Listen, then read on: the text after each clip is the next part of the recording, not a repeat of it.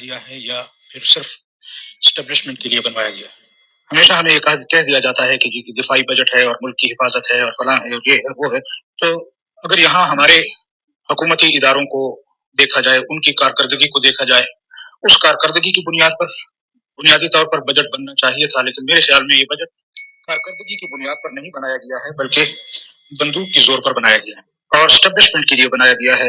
اس کے لیے یہ بجٹ ترتیب دیا گیا ہے.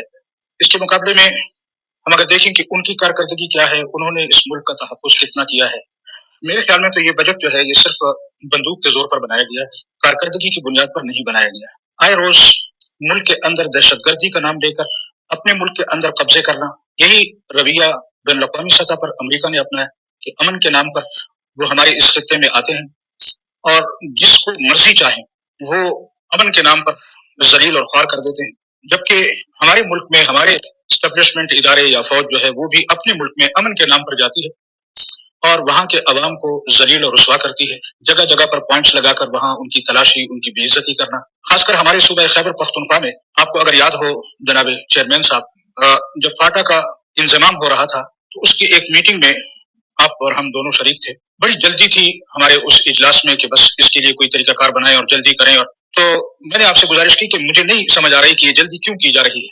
پھر میں نے ایک مثال بھی آپ کو سنائی کہ وہ دیوار نے کیل سے کہا کہ تمہارا میں نے کیا نقصان کیا ہے کہ تم میرے اندر گھستے جو، اس نے کہا پیچھے ہتھوڑے کا زور.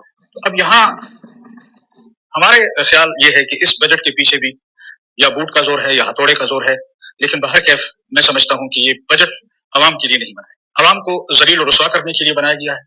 لگتا ایسے ہے کہ پاکستان یہ صرف اور صرف اسٹیبلشمنٹ کا ملک ہے، یہ عوام کا ملک نہیں ہے. اگر یہ رویہ ہوگا تو وہ کہتے ہیں تنگ آمد بجنگ آمد، ہم قوم کو اس طرف لے کر جا رہے ہیں کہ یہ قوم اٹھے اور ہمارے گریبانوں میں ہاتھ ڈالے. اور پھر ظلم بالائے ظلم یہ ہے کہ قوم کے سامنے میڈیا پر، سوشل میڈیا پر مجرم وہ سیاستدان ہوتے ہیں.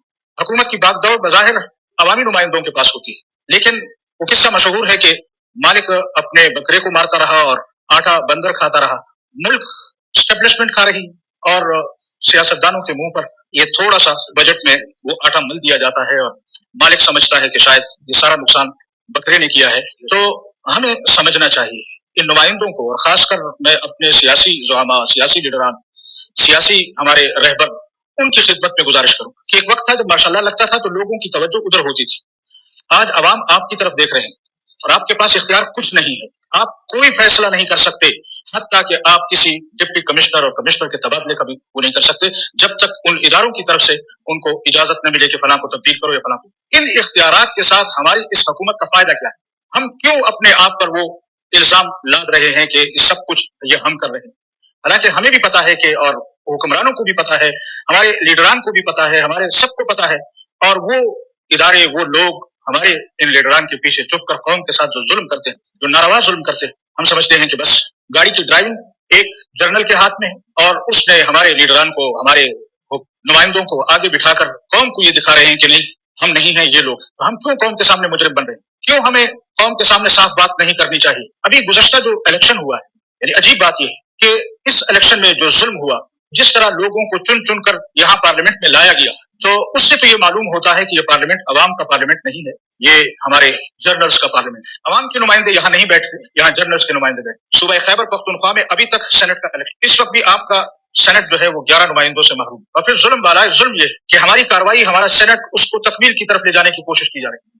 یہاں کمیٹیوں کی تقسیم ہو چکی ہے، کل جب وہ 11 نمائندے آئیں گے تو ان کو صرف کمیٹیوں کا ممبر بنا کر تسلی دی جائے گی کہ ہم کس طرف جا رہے ہیں، کس کے کہنے پر یہ کر رہے ہیں. کیوں ہم مطالبہ نہیں کرتے کہ کے پی کے میں سینٹ کا الیکشن فل فور کرائے؟ اب اس کو عدالت کی طرف لے گئے، وہاں کا ہتھوڑا پڑا ہوا ہے، اس نے پھر 1 مہینے کی تاریخ دے دی ہے اور اس پر پھر اگلے مہینے کی تاریخ دے دیں گے. اور پھر جب تک ہمارے جرنلز نہیں چاہیں گے، جب تک ہمارے بوٹ نہیں چاہیں گے، ہم اس ایوان میں کے پی کے کی نمائندگی دینے کو تیار نہیں. اور پھر کن کن کو دینی ہے، کس طرح دینی ہے، یہ بھی ہمارے جرنلز طے کریں گے. اور جب ان سے پوچھو کہ بھائی تمہاری کارکردگی کیا ہے، تم نے سوائے اپنے عوام پر ظلم کرنے کی، سوائے اپنے عوام کو نیچا دکھانے کی، سوائے اپنے ملک کے اندر قبضے کرنے کی، یہ میں ذاتی طور پر یہ سمجھتا ہوں کہ ہمارا یہ ادارہ یہ اب عسکری ادارہ نہیں ہے، یہ ہمارا تجارتی ادارہ ہے. ہمارے ملک کے اندر جتنی تجارت ہو رہی، آپ دیکھیں ہمارے سیمنٹ کے کارخانے، عسکری سیمنٹ کے نام سے، جنرل ٹائرز کے نام سے، اس ملک کے کاروبار کے تمام راستوں پر ہمارے جرنلز کا قبضہ ہے. یہ ایک کاروباری ادارہ بن چکا ہے، اس کو عسکری ادارہ کہنا یہ میں سمجھتا ہوں اس ملک کی توہین. آج انڈیا ہمیں، مودی صاحب تقریر میں کہتے ہیں کہ اب پاکستان سے ہمیں کوئی خطرہ نہیں. کیوں؟ ان کو پتا ہے कि हाँ, जिस इदारे ने जो काम करना था वो अपना काम भूल चुके हैं, उनको सिर्फ अपने मुल्क को कब्जा करना आता है, इसके अलावा इनको कुछ नहीं आता। हमारे मुल्क की पॉलिसियां, हमारे मुल्क का बजट, हमारे मुल्क की खारजा पॉलिसी, हमारे मुल्क की दाखिला पॉलिसी, मैं अपने कौमी लीडरान से पूछना चाहता हूँ, क्या हमारी मर्जी के मुताबिक बनते हैं, या ये क्यों से हमें छपा छपाया मंसूबा और छपा छपाया आपके पास वो आ जाता है, ऑर्डर आ जाते हैं कि इस तरह हमने ये करना है। इसके बावजूद भी हम समझते हैं। मैं अपने कौमी रहनुमाओं से, सियासी लीडरान से बस का गुजारिश करूंगा कि फौज का कालक अपने मुंह आए, बैठे, सोचे कि हमने इस मुल्क को कैसे बचाना है, और किसी और से नहीं, अपने इन एस्टेब्लिशमेंट के इदारों से, अपने जनरलों से इस मुल्क को कैसे महफूज करना है। अगर हमने इस मुल्क को अपने जनरलों से महफूज कर लिया तो फिर शायद हम कोई अच्छाई देख पाएंगे, कोई अच्छा दिन देख पाएंगे। और अगर हमने इन लोगों का रास्ता न रोका, हमने इनको अपने बैरकों का रास्ता न दिखाया, तो सारी जिंदगी हम इसी तरह जलील होते रहेंगे और बैन अवी दुनिया हम पर हंसती रहेगी। आज हम किधर खड़े हैं, हमारा इख्तियार क्या है? बजट से लेकर आप आम आदमी तक जाकर देखें तो सही, ये बजट आम लोगों के लिए नहीं बनाया गया है। तफावत देखें कि हमारे दिफाई इदारों के लिए बजट में कितना हिस्सा रखा गया है और मुल्क पाकिस्तान के अवाम के लिए क्या रखा है। इस पर जरा सोचें, अगर हम यही रवैया इख्तियार करते रहे, कल ये अवाम उठेगी और फिर ये नहीं कि वो सिर्फ जर्नलों को और स्टैब्लिशमेंट को सजा देगी, वो उस वक्त फिर कोई लीडर ये गिला नहीं कर सकेगा कि मैं तो इस जुर्म में शरीक नहीं थी। लिहाजा हम समझते हैं कि मुल्क हमारे हाथ में नहीं, हमारा बजट हमारे हाथ में नहीं, हमारे इदारे हमारे हाथ में नहीं, हत्ता के ट्रांसफर और पोस्टिंग भी हमारे हाथ में नहीं। और बज़ुल खुद हम खुश हैं कि हम तो इख्तिदार में बैठे। हमारी क़ियादत मौलाना फजलुर रहमान साहब ने इलेक्शन के फौरन बाद ये कहा था अपने सियासी ज़ुआमा से कि मत जाओ हुकूमत में, अपोजिशन में बैठो और जिन लोगों के नुमाइंदे आए हैं उनको हुकूमत करने। हम देखते हैं कैसे हुकूमत करते हैं, लेकिन हमें भी तो सदर का घर चाहिए, हमें भी तो वज़ीर आज़म हाउस चाहिए, हमें भी तो ये खुशी होती है कि हम इतनी बड़ी कुर्सी पर बैठे। इख्तियार कुछ नहीं है, लेकिन चूंकि हम बड़ी कुर्सी के ख्वाहां होते हैं, हम महल्लात के ख्वाहां होते हैं, लिहाजा हम उस तरफ नहीं देखते कि इख्तियार किसका है और किसका नहीं है। हम सिर्फ इस तरफ देखते हैं कि हमें महल में चाय किस तरह पेश की जाती है, हमें हमारी इज्जत किस तरह की जाती है। कोई इज्जत नहीं।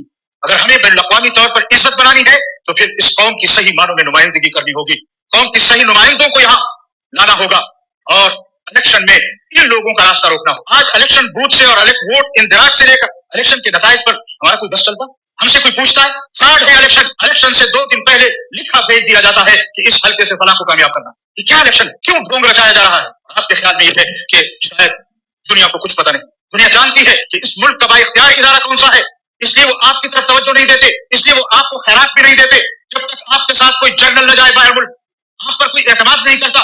और अगर हमें चाहिए कि हम इस मुल्क की इज्जत बढ़ाएं, इस कौम की इज्जत बढ़ाएं, तो पहले इन जनरलों का रास्ता रोकना होगा।